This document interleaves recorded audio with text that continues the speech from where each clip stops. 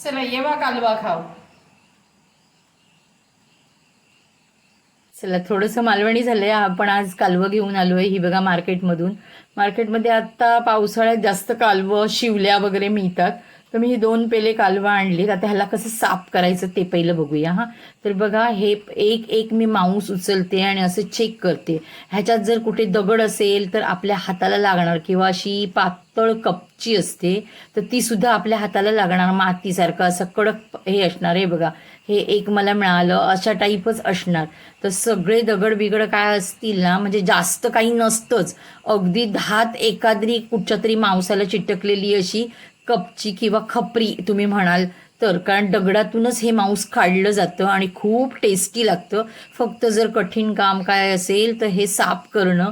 पण एक एक त्याच्यातलं केवढंसं मांस असतं ते एक एक घेऊन आपण हातात चेक करायचं प्रत्येक, आणि नंतर त्याला 2 ते 3 पाण्याने धुवायचं. ह्याचं पाणी दुधासारखंच येणार. आणि ह्याच्यात पाणी असतं तर ते मी टाकून दिलं, कारण त्या पाण्याचं काय करतात ते मला काय माहिती नाही, पण माझे पप्पा असेच करायचे. सगळं चेक करून झाल्यावर 2-3 वेळा धुवायचे आणि मला असंच सांगितलेलं की ह्याचं पाणी जे आहे ते दुधासारखं येत राहणार, तू जास्तीत जास्त 3 वेळा धु, नाहीतर मग ह्याची चव घालवणार आणि हा चोथा शिल्लक ठेवणार तू, आणि मग तुझ्या कालवांची जी चटणी बनवणार तू तर ती टेस्टी लागणार नाही. त्याच्यामुळे पाणी हे मी तुम्हाला दाखवते बघा. मी 3 वेळा धुतलं तरी पाणी हे आलंच पांढरं. त्याच्यामुळे ते आता तसंच ठेवायचं, कारण त्या कालवांना चव पण पाहिजे.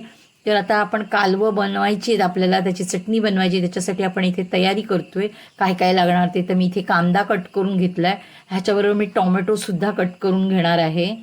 तर असा बारीक बारीक कांदा कट करायचा व्यवस्थित, कारण कालवं जर कुठेतरी दगड वगैरे ठेवलात ना तुम्ही तर मग तो दाताखाली येईल, आणि छोट्या मुलांनी जर नुसतंच गिळून खाल्लं ना तर घशाला वगैरे लागेल, तर भीती असते. फक्त चेक व्यवस्थित करा, असं होत नाही. आणि एवढे दगड त्याच्यात नसतात, खूप कमी. पूर्वी खूप असायचे, आता कुठेतरी 10 एखादी कपची असेल, पण 10च्या 10 चेक करा. हां तुम्ही. तर इथे मी टोमॅटो पण कट करून घेतला, आणि आपल्याला लागणार आहे आलं, ओली मिरची आणि लसूण. त्याची पेस्ट केली मी ताजी ताजी मिक्सरवर, आणि पॅनमध्ये तेल टाकून छानपैकी असा कांदा परतून घेतलाय. हा बघा इथे व्यवस्थित आणि ह्याला ना जास्त कांदा आणि टोमॅटो जास्त वापरायचा आपण, कारण हे जे मांस मी दाखवलं ना बशीवर तर ते खूप कमी होणार आहे. कारण ह्याला म्हणजे थोडीशी गरमी लागली की ते काय बोलतात आळत जातं किंवा कमी कमी होत जातं, छोटे छोटे बारीक होणार आहेत ते. त्याच्यामुळे जर घरात माणसं जास्त असतील तर ग्रेव्ही वगैरे बनायला थोडं कांदा आणि टोमॅटो जास्तच वापरा तुम्ही. आपण आला लसूण पेस्ट पण छान परतून घेतली आहे, बघितलं असाल त्याच्यात मी टाकली आहे.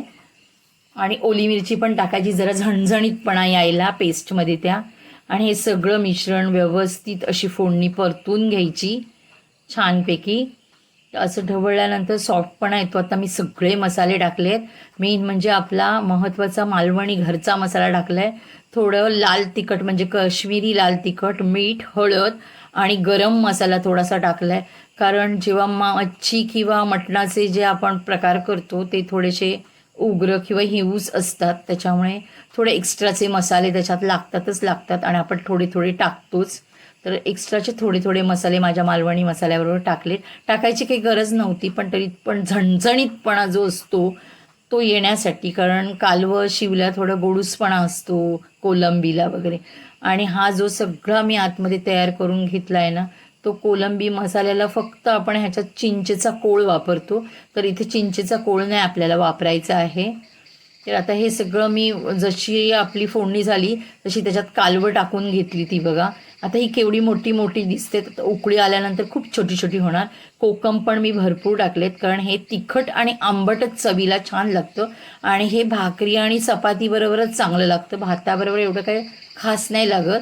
त्याच्यामुळे जास्तीत जास्त तुम्ही चपाती आणि भाकरी बनवा, खूप छान लागतं. आमची मुलं तर आवडीने खातात. फक्त थोडं कष्टाचं काम आहे, म्हणजे त्याच्यातलं तो दगड किंवा माती असते ती व्यवस्थित काढून घेणं, बस. बाकी सगळं सोपं आहे कालवं बनवणं.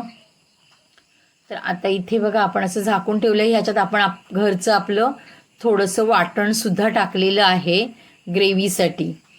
तर ते मी विसरून जाईन म्हणून तुम्हाला आठवणीने सांगते की ह्याच्यात आपण थोडं वाटण पण टाकलं आहे.